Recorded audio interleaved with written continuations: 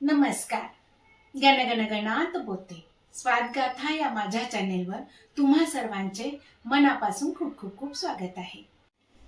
Wafers किंवा chips करण्यासाठी मी हे इंदोरी बटाटे घेतलेले आहेत. हे पहा, असा मोठा बटाटा असतो लांबट, आणि हे मी आता स्वच्छ धुवून घेतलेले आहेत. आपण आता याचे साल काढून घेऊया. हे पहा, आता आपण याचे असे साल काढून घ्यायचे आहेत. सगळ्या बटाट्यांचे साल काढून घेते. साल काढून झाला असा की बटाटा आपल्याला पाण्यामध्ये टाकायचा, म्हणजे तो काळा पडणार नाही.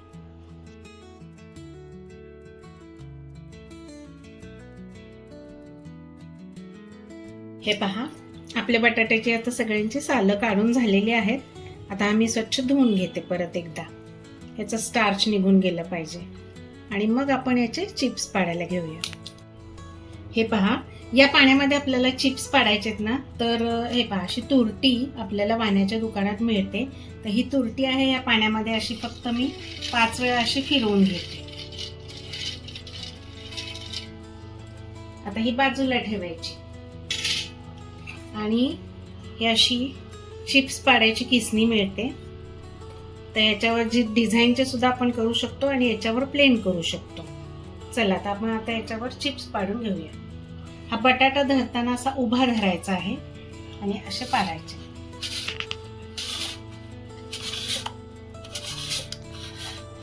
जास्त पातळही नाही करायचा, कारण वाळून नाही ना तो परत पातळ होणार आहे. आणि जास्त जाडही नाही करायचं. जाड केलं तर काय होईल, सुकायला थोडासा वेळ लागतो, आणि तोपर्यंत त्याचा रंग चेंज होऊन तो पिवळा पडू शकतो. तर मीडियम साईजचे आपल्याला करायचे आहेत. हे पहा, आता या पाण्यातनं काढून मी या दुसऱ्या पाण्यामध्ये टाकते आहे. हे असे करून आपल्याला 4 ते 5 पाण्यातनं आपल्याला काढून घ्यायचे, म्हणजे याच्यामधलं जे स्टार्च आहे ना ते सगळं निघून गेलं पाहिजे. स्टार्च निघून गेल्याशिवाय बटाटा वेफर्स तुमचा पांढरा शुभ्र होणार नाही. हा पहिला लॉट आहे, पहिल्या पाण्यातनं काढतीये.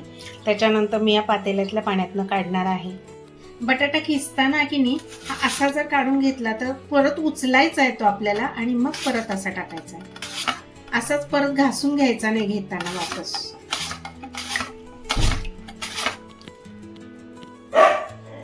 हे पहा, असं एवढं पाणी स्वच्छ दिसलं पाहिजे याच्यामध्ये, अजिबात स्टार्च नाहीये. तर मी टोटल 5 वेळा 5 पाण्यातनं बदलून घेतलेलं आहे. ह्याची मेन टिप्स आणि ट्रिक्स म्हटलं तर हेच आहे की तुमच्या बटाट्याच्या चिप्सला अजिबात स्टार्च राहता कामा नये. तुम्ही जेवढं जास्त पाण्यातनं काढाल तेवढे तुमचे पोटॅटो चिप्स पांढरे शुभ्र आणि छान येतील. मी रात्रभर असेच ठेवणार आहे. आणि एक काळजी घ्यायची की हे सगळे पूर्ण असे पाण्याखाली दबलेले असले पाहिजेत. आणि हे मी रात्रभर झाकून ठेवणार आहे, आणि मग दुसऱ्या दिवशी याचे चिप्स करणार आहे.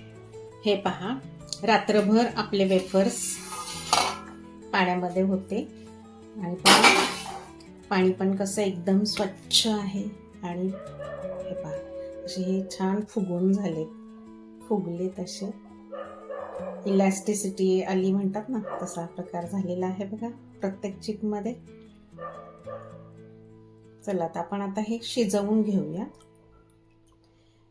त्याच्या आधी काय करायचं, मी परत एकदा पाणी बदलणार आहे आणि आणखी एका पाण्यातनं काढणार आहे.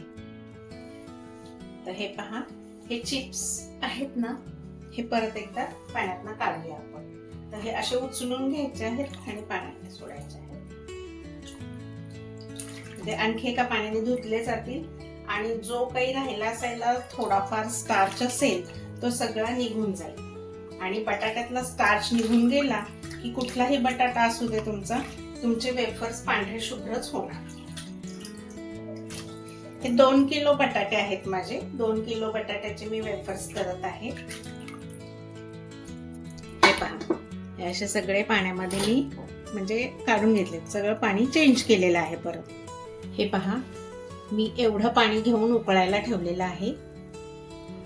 अर्ध घेतला आहे, आणि स्लॉट मध्ये घेऊन आपण चिप्स करणार आहोत. एकदम पातेल्यामध्ये करणार नाहीये. माझं पातेलं छोटं आहे, एकदम 2 किलोचे हे एवढे चिप्स त्याच्यामध्ये बसणार नाही. मीठ टाकून घ्यायचंय आता.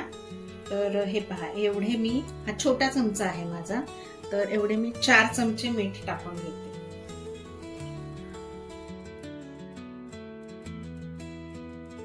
हे पहा, तुरटीचा खडा आहे. हा तुरीचा खडा याच्यामध्ये टाकल्याने जाळीमध्ये आणि असं फक्त 4 ते 5 वेळा फिरवून घ्यायचं आहे. पाण्याला लवकर उकळी येण्यासाठी याच्यावर आपण झाकण ठेवूया. हे पहा, पाण्याला छान अशी उकळी आलेली आहे. गॅसची फ्लेम मी बारीक करते.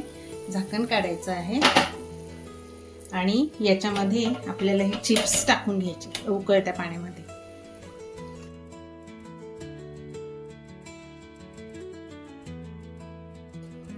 हे थंड चिप्स टाकल्यामुळे काय झालं, पाण्याचं टेम्परेचर थोडंसं आपलं लो होतं.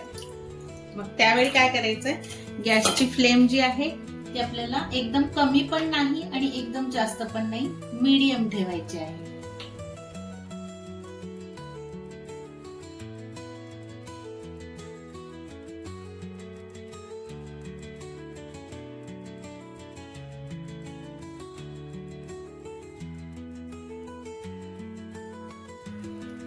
जास्त पण शिजवायचं नाहीये, नाहीतर मग काय होईल, सगळ्या लगदा होईल बटाटे शिजवून. किंवा एकदम असे कमी पण शिजलेले नाही काढायचे, कच्चेच, नाहीतर मग त्याचे तुकडे पडतील. तर हे आपल्याला 6 ते 7 मिनिटं असं ठेवायचं आहे. फक्त 2 मिनिटाकरता हे आपल्याला झाकण ठेवायचं आहे. हे पहा, 2 मिनिट झालेले आहेत. झाकण काढून घेते मी आता. बटाटा आपला ट्रान्सपरंट व्हायला सुरुवात झाली आहे. हे पहा, थोडासा ट्रान्सपरंट झालेला दिसतो. हे पहा, ह्याची वेफर्स आहे, गरम आहे. हा असा फाडला गेला पाहिजे. तर हा बटाटा आपला चांगला शिजलाय. आता हे आपण काढून घेऊया. असं पाणी निथळायचं आहे आणि अशी चाळणी आहे त्याच्यामध्ये काढून घ्यायचं, म्हणजे व्यवस्थित वरनं खालनं सगळे थंड होतील. हे पहा, पाण्याला उकळी आहे. आता काय करायचंय, एका लॉटला मीठ थोडंसं गेलं ना, कमी झालं, तर आता मी काय करते, अर्धा चमचा किंवा हा 1 चमचाभर मीठ टाकून घेते. हे ढवळून घ्यायचं परत. आता याच्यामध्ये मी दुसरा लॉट टाकून घेते.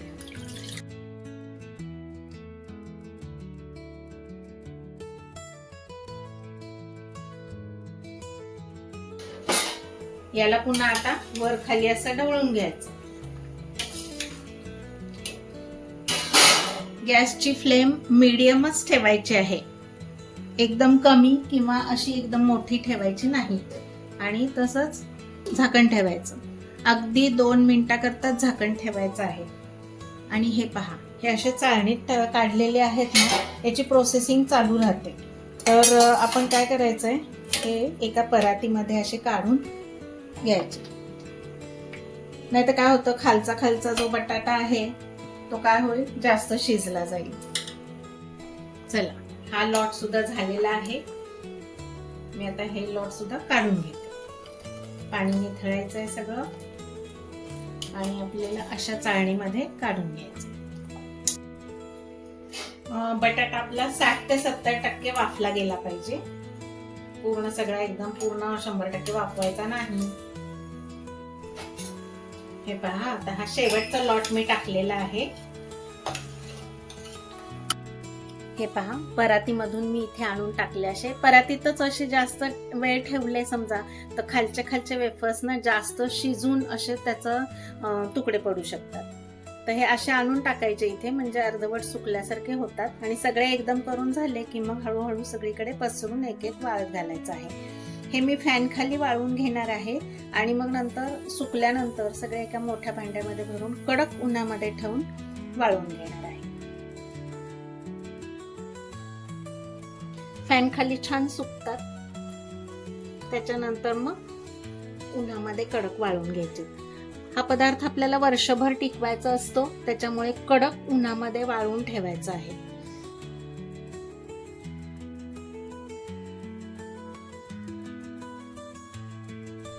हे पहा, माझे चिप्स सगळे पसरून झाले आहेत.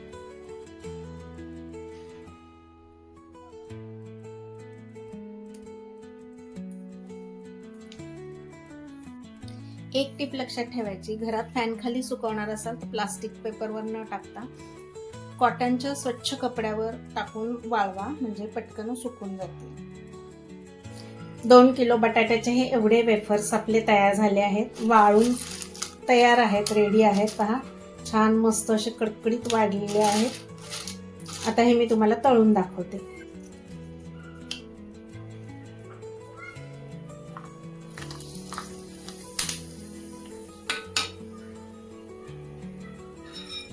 हे पहा, पांढरा शुभ्र वेफर्स झाला आहे.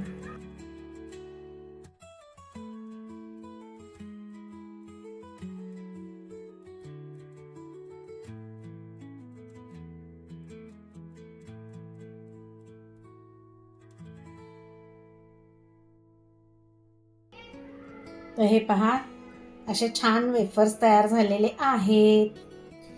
हे पहा, तेल सुद्धा कमी राहत आहे आणि बघा खूपच सुंदर छान झालेले आहेत. हे पहा,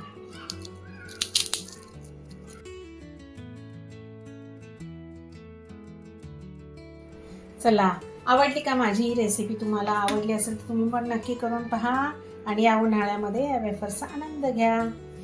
वर्षभर करून ठेवा. एकदम करायला सोपे आहेत, काही अवघड नाही आहेत. अशा स्वादिष्ट रुचकर रेसिपीसाठी पुन्हा पुन्हा भेट द्या माझ्या स्वादगाथा चॅनलला.